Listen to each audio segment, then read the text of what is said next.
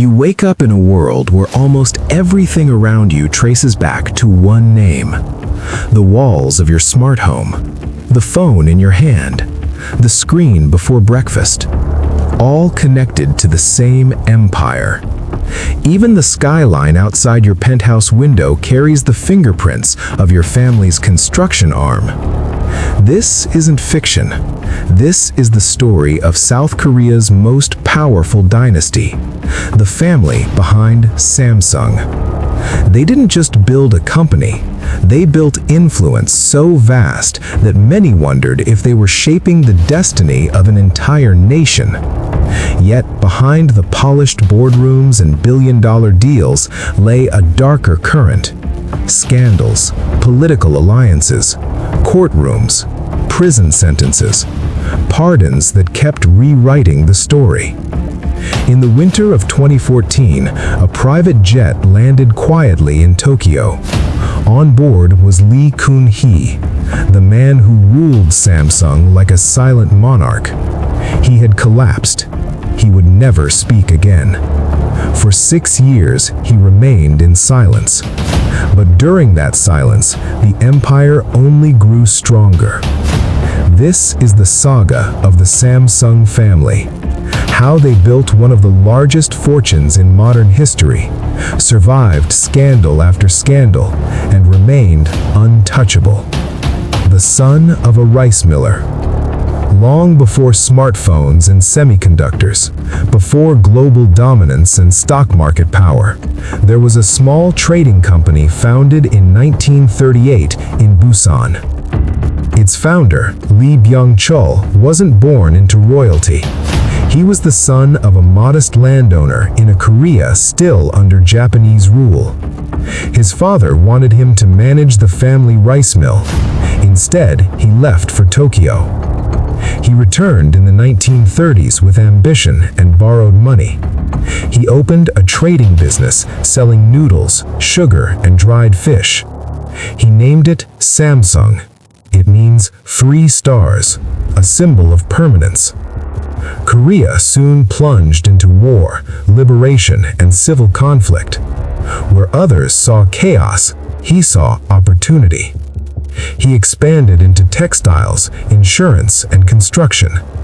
Then he made a bold move, producing Korean goods for Korean people, at a time when Japanese imports dominated the market. It was risky, it was nearly rebellious, but it worked.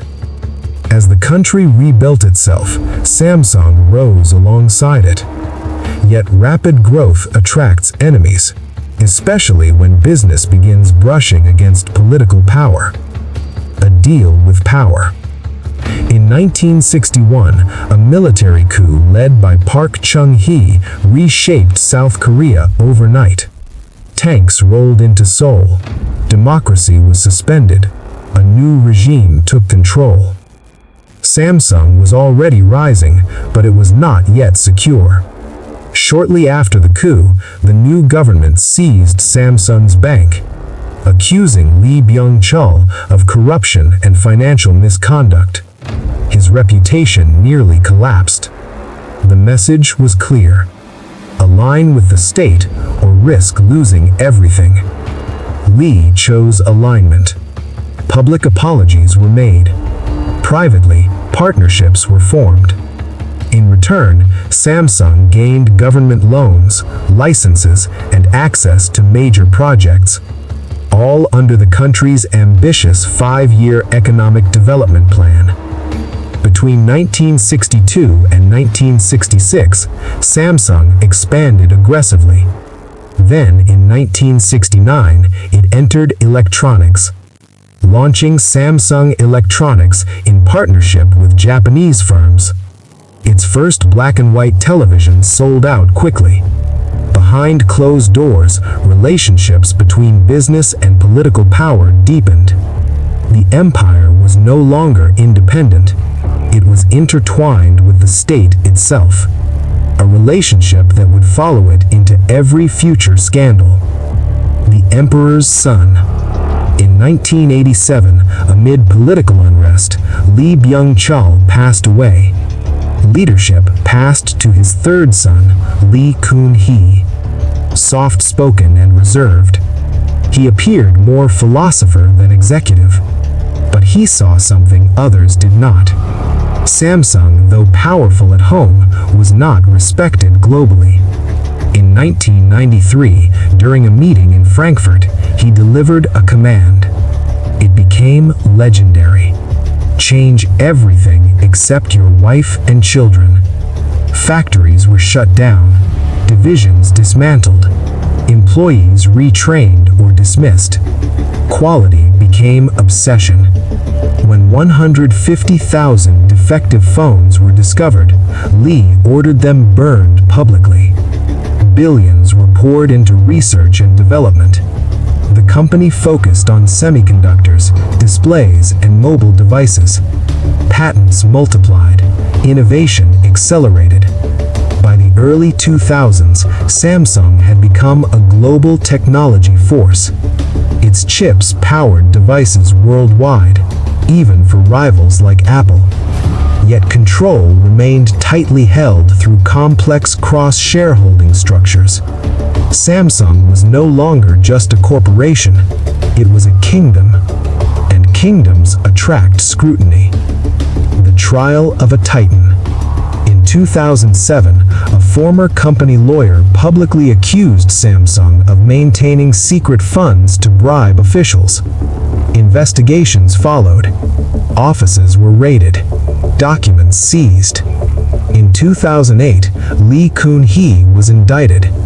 Charges included tax evasion and breach of trust. He issued a public apology and stepped down. In 2009, he was convicted, fined heavily, given a suspended sentence. He never served time.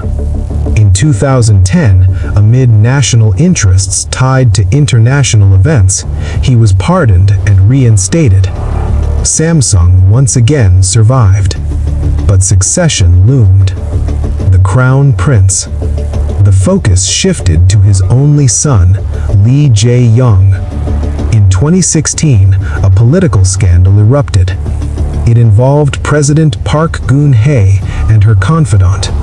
Prosecutors alleged that Samsung had provided financial support in exchange for political backing tied to a key corporate merger. In 2017, Lee Jae-yong was arrested. The heir to the empire appeared in court, charged with bribery, embezzlement, and perjury. He was sentenced to 5 years in prison. The empire trembled. Months later, an appeals court reduced the sentence. He was released after serving less than a year, but investigations continued. In 2021, he was convicted again, sentenced to prison once more. In 2022, he was pardoned for economic reasons. The cycle repeated. Power, trial, punishment, pardon. The invisible web. Samsung is structured as a chaebol, a family-run conglomerate woven deeply into South Korea's economy. Through circular shareholding and affiliate networks, control remains centralized within the Lee family. When Lee Kun-hee passed away in 2020, Lee Jae-yong inherited not just leadership, but a massive inheritance tax bill. Shares were sold, assets donated, structures reorganized, yet control remained intact. Today, Samsung's influence stretches across industries: technology, insurance, construction, healthcare, and more. Its impact on South Korea's economy is immense. Behind the success lies a story marked by ambition, controversy, secrecy, and resilience. Lee Byung-chul built the empire. Lee Kun-hee transformed it into a global force. Lee Jae-yong fought to preserve it. And through every scandal, every courtroom, and every comeback, the dynasty endured.